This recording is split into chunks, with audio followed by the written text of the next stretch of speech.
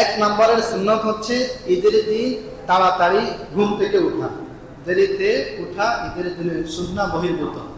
তাড়াতাড়ি ঈদের দিন ঘুম থেকে উঠা এক নম্বর। 2 নম্বর মিসওয়াক করা, এটা ঈদের দিনের সুন্নাহ। 3 নম্বর ভালো করে গোসল করা, ঈদের দিনের সুন্নাহ। 4 নম্বর ভালো পোশাক পরিধান করা, ভালো পোশাক পরিধান করা। 5 নম্বর সুগন্ধি পারফিউম ব্যবহার করা। 6 নম্বর মিষ্টি জাতীয় খাবার, খেজুর এই ধরনের মিষ্টি জাতীয় খাবার খাওয়া। 7 নম্বর সকাল সকাল ঈদগাহে চলে যাওয়া, তাড়াতাড়ি ঈদগাহে চলে যাওয়া।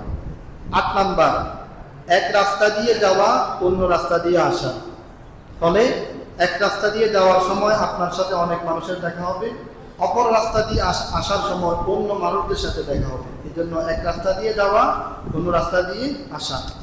9 নম্বর পায়ে হেঁটে যাওয়া, পায়ে হেঁটে, বাহনে না, পায়ে হেঁটে যাওয়া, এটা ঈদগাহের অন্যতম সুন্নাহ।